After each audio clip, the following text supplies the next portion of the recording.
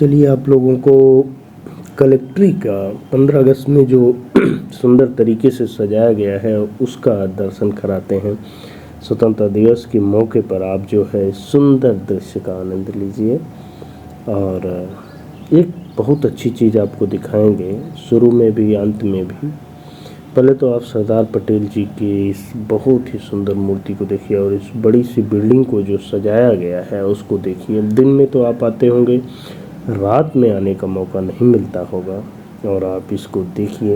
ये जौनपुर की कलेक्ट्री है और आपको बगल में लेके चलते हैं। यहाँ पे ये वीर शहीदों का एक क्रांति स्तंभ है, उसको भी हम आपको दिखाएंगे। वहाँ पे जो है छात्रों ने 1942 में अंग्रेज़ों के खिलाफ आंदोलन किया था, जिसमें पुलिस ने उनके ऊपर फायरिंग की थी। तो उस लड़ाई में जो हमारे वीर और शहीद जो क्रांतिकारी लड़े थे, उनकी याद में ये जो है स्तंभ है और उनके ऊपर फूलों को चढ़ाया गया है। हम इनको नमन करते हैं। और आपसे एक छोटी सी बात करनी थी। आगे आपको जो पार्क बने हैं बहुत सुंदर सजाया गया है, उसको दिखाएंगे। आपको उधर ले चलते हैं। ये भी एक क्रांति स्तंभ है जिसको अभी लास्ट में हम आपको इसको अच्छे से दिखाएंगे। और हमारा घर जो जहाँ नज़दीक है करसूलनाथ के आसपास, कंधी के आसपास की भी एक वीर शहीद हैं इसमें, जिनका नाम है। मुझे बहुत गर्व हुआ कि हमारे गांव के बगल का क्षेत्र के कोई शहीद रहे हैं। दोस्तों, स्वतंत्रता दिवस की ढेर सारी शुभकामनाएं। अंग्रेज़ों से जो मिली स्वतंत्रता, उसमें राजनीतिक स्वतंत्रता, संवैधानिक स्वतंत्रता, बहुत सारी स्वतंत्रता है। लेकिन स्वतंत्रता को भारत में यहाँ के ज्ञानियों ने, बुद्ध पुरुषों ने, आत्मज्ञानियों ने बहुत अच्छे से परिभाषित किया है। क्या स्वतंत्रता उसे कहते हैं जो राजनीतिक रूप से हमें मिले, सामाजिक रूप से, संवैधानिक रूप से मिले। हाँ, ये भी स्वतंत्रता है, लेकिन मूल स्वतंत्रता जो है अपनी आत्मिक ज्ञान से होता है। हमारी आत्मा पूर्णतः मुक्त है, पूर्णतः स्वतंत्र है। जो व्यक्ति अपने आत्म तत्व को जानता है उसे गुलाम किया ही नहीं जा सकता। मैं तो भारत का इतिहास पढ़ता हूँ, मुझे ताज्जुब होता है कैसे यह देश गुलाम हो सकता है। जो शरीर के बंधन को, मन के बंधन को भी स्वीकार नहीं करता, वो किसी के बंधन को कैसे स्वीकार कर सकता है।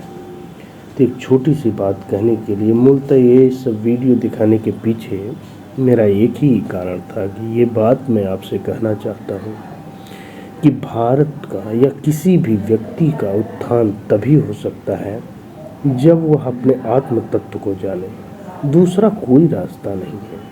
हम मन के ही गुलाम हो जाएंगे, किसी न किसी के गुलाम हो ही जाएंगे। और उस गुलामी को रोकने के लिए हमें अपने आत्म तत्व को जानना होगा।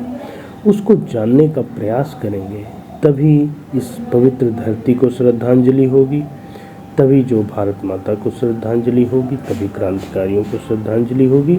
ये क्रांति स्तंभ हम आपको दिखा रहे हैं। इसमें जो है देश के बहुत से लोगों ने जो भी शहादत दी है हमारे ज़िले में, उसको उनका नाम लिखा हुआ है। बहुत सुंदर कलेक्ट्री को सजाया गया है। तो एक बात ध्यान रखिएगा, आत्म तत्व की ओर वृद्धि आप करेंगे तो आप आगे बढ़ेंगे और जीवन में हर तरह से मुक्त होंगे और विकास करेंगे। और दूसरी बात ये है कि आगे आपको हम एक बहुत भारत माता की एक बहुत सुंदर झांकी दी गई है, उसको हम आपको दिखाएंगे। तो लेके चलते हैं। और वहाँ छात्रों ने रंगोलियाँ बनाई हैं, तो आप इसे देख सकते हैं। तो यदि आप अपने आत्म तत्व को जिंदा करेंगे, वास्तविक स्वतंत्रता को जान पाएंगे और आप स्वतंत्र हैं, मुक्त हैं, आनंदपूर्ण हैं। इस बात को भी आप अच्छे से समझ पाएंगे। बाकी जय हिंद, जय भारत। ये छोटी सी सेवा आपके लिए है, स्वीकार करें। जय हिंद।